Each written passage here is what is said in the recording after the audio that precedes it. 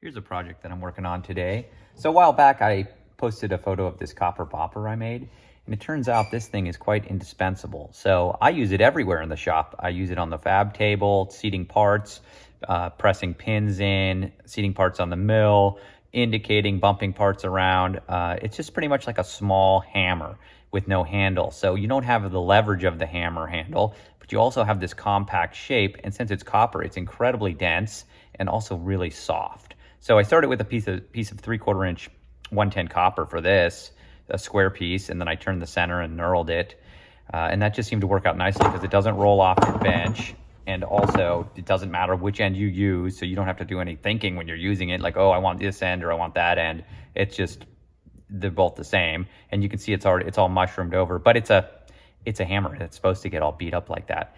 And I've even used this has a backing in welding. So the copper pulls heat like crazy. So I've set this up and welded onto this, so you can see some parts here that have been kind of eroded from welding. So like I said, this is probably one of my favorite little handmade, shop-made tools, and I use it every day. So I wanted to make a couple extra and just give them out to friends because I don't think it's very common knowledge to have this as a tool. It's not something you can just buy. They have other like handy hammers, like kind of a handheld dead blow hammer that's much larger. I have one of those as well. But this one in particular is just indispensable. So I wouldn't be caught without it in the shop. So today I'm going to go through the process. These are already milled up. I started this a while ago and I've just been busy. So I have a million projects going on at once. So I'll chuck this up in the lathe and I'll turn the diameters on these. Then I'm going to knurl them and then deburr them. And that's pretty much it. So it's not a ton of work on these. I just wanted to make a couple and give them away to friends and stuff. So before I can set these up in the lathe, these parts need to be deburred a bit. So off the mill, there's a burr on the edge here. And this copper has so much grab to it, it won't just slide through the collet even if the dimensions are right. So these have to be super clean. So there's that square collet I'll use on the lathe. So as you can see, if they're over a little bit, it's not gonna go. So that one I'll have to deburr a little more. This one fits in there, it's just a tight fit. And then this one, to see if there's like a burr, if it's got dropped or something, that's just not gonna fit inside the collet. So let's try that. So I'm using one of these Grobet 00 Swiss pattern files. These things are beautiful. This is their most coarse file, but since copper is so soft, it seems to work pretty well. Like a coarse file will cut pretty easily on this. Where something harder, like stainless, you get a lot of resistance. You gotta use a finer file. So let's try that. Okay, there we go. Okay, so that one fits. So I think I'm good to go. All right, I'm here on the lathe. I'm taking the 3-jaw chuck off to put my 5C collet closer on. And this is all loosened. The cam lock's in the back. The chuck is stuck here. I got a board, so it's gonna pop off. But this is an example here. I'll use this copper bopper. I don't need to use a hammer to hit this, so I can just come in and just go like that. And then this thing comes off, so I don't really need to use that hammer.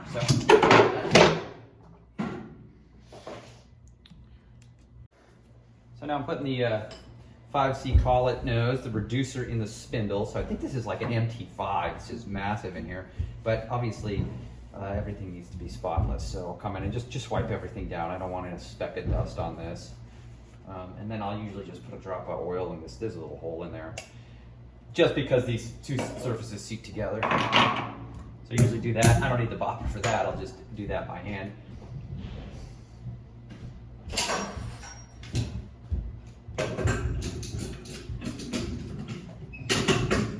I got the collet tube here. I guess that's what you call this.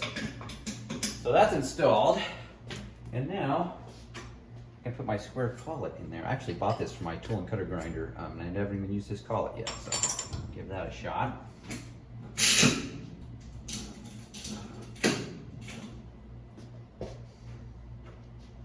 And then here is the part. So you can see that's gonna get a little looser.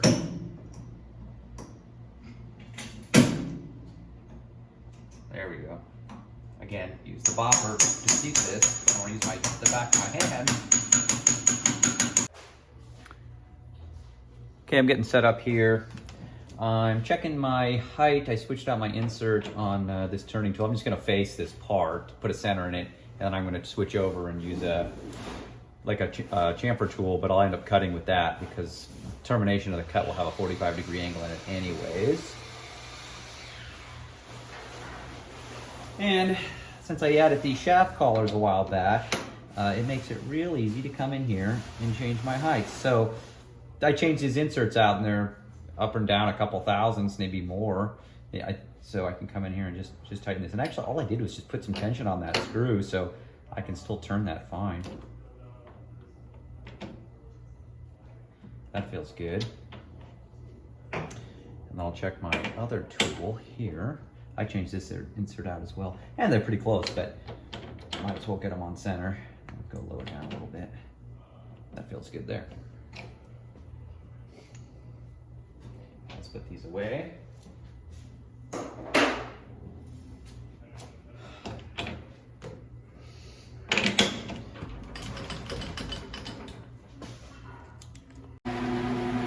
Now I have the part pulled out a little bit. So what I'm going to do now, as you can see, there's some run out in the end, obviously, because I'm only holding on to about 1/4 inch of that part. I'll take the center and we'll watch that come into, that'll just end up truing up here. Well, good enough. And I like to kind of just check it, put some resistance on that, make sure it's tight. Okay, so I'll come back, I'm going to zero where I was. Okay, let's just do the 100,000ths again. Zero that. I'm going to come over here off the part. Okay, my X is zeroed.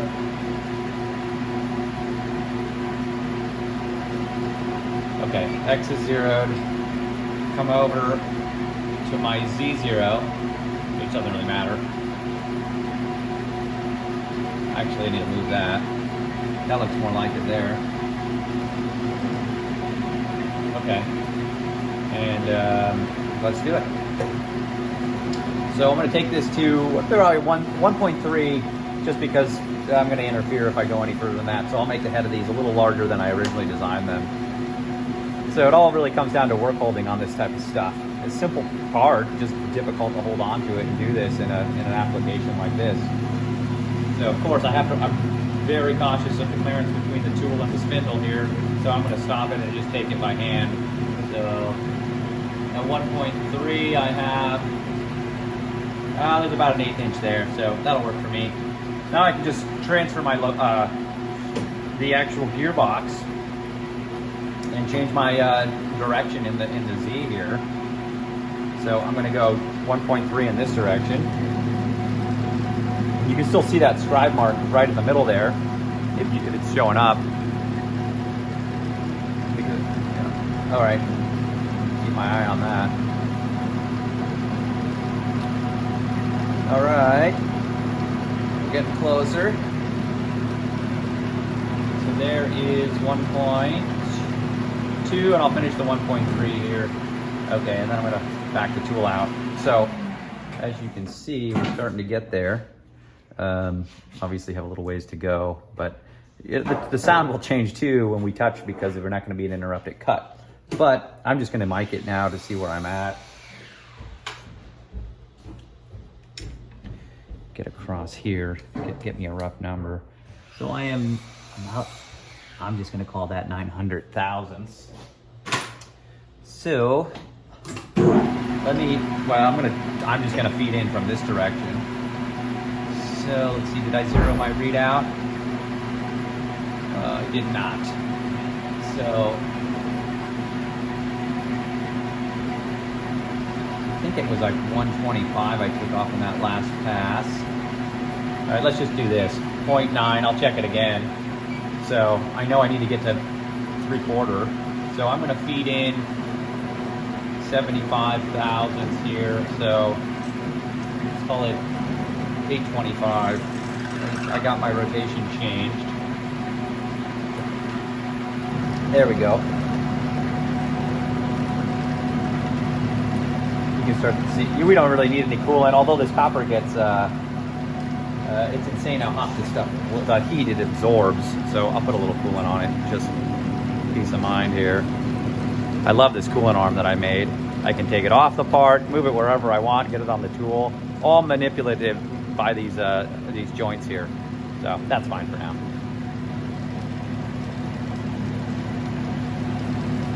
Okay, we're getting there.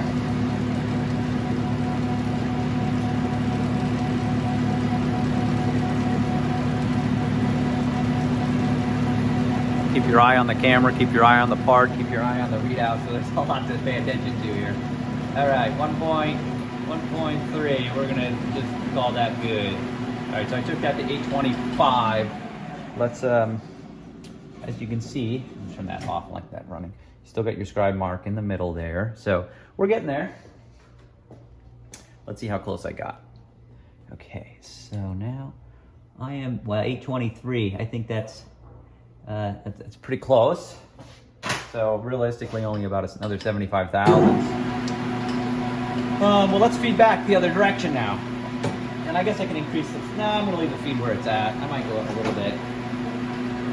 I'm gonna go to about 8 thousandths per rev here. I think this is 6 thousandths. Okay, I'm gonna leave this shy, and we're gonna feed into, let's try 775 here. Okay, I can get it. All right, so let's see what 775 does. There, feeding backwards now, reverse the rotation of the gearbox on the carriage, and we're getting close to cleaning up.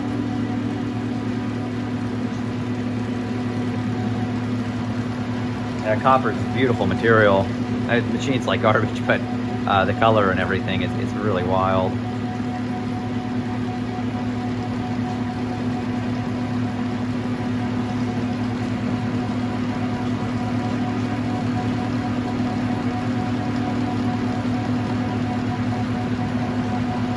Okay, coming up to our number, and I'm just going to feed this by hand here to that 1.3.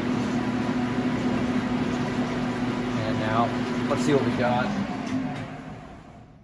Well, we're getting there. It looks about right.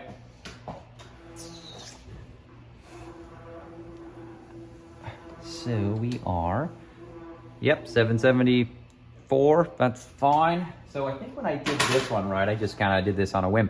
You can see there's the flats where it didn't clean up. I knurled it anyways. Doesn't matter. But this one I'll probably take down, so it's a full diameter on it. So let's give it a shot here. This will be my last pass. So again, I'll change direction on the carriage, and I'm going to come into. I'm just going to do 1.3, and then I'm going to feed in to. I'm going to get some coolant on this too. It's my last pass here. Turn it on. Okay, so I'm going to feed this in 750. Make sure I'm going the right direction, and there we go. It don't sound great. The interrupted cut helps break the chip. Still somewhat interrupted, but I'm sure the finish will be pretty rough in the areas where it's hardly cleaned up.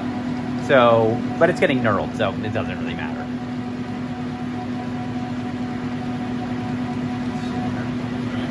A lot to keep your eye on. I'm just going to keep that clean.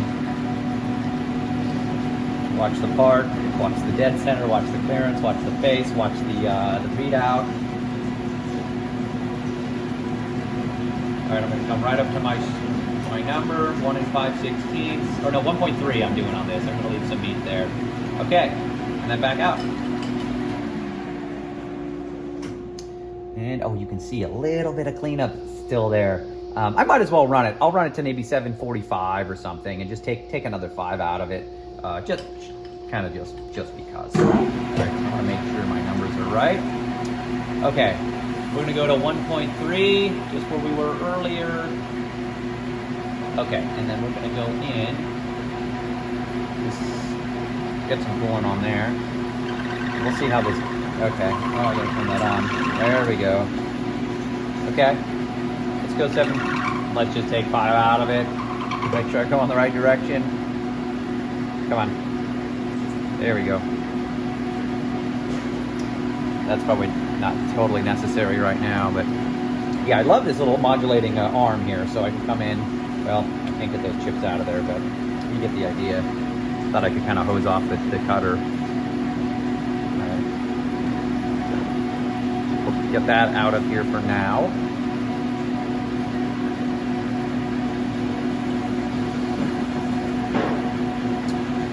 And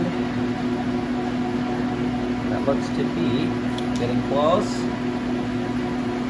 And I'm going to feed the last by hand here, 1.3, and then come off the part. Turn the coolant off. Okay, and I have my air nozzle here too, just dangling with a coiled air hose. It has a regulator on it, so I have it at like 20 psi, so I can kind of come in here and just clean this stuff off without risk getting the blowing chips into the machine itself. So would you look at that? It didn't totally clean up. So it's possible. I think that's probably pretty good. Ideally I want as much mass on this as possible. So I think that's fine. Okay, here's a time lapse of the knurling tool running. So what I do here is since there's shoulders on these parts, I kind of just have to eye it up from when I start and where I stop. And also I run the machine about 250 RPM, 5 thou per rev, and I put about the same amount of force on that nut in the back to tighten down on the knurling tool. And another thing here is I start the machine with the feed engaged, and I stop the spindle with the feed engaged, so then I don't overlap at all.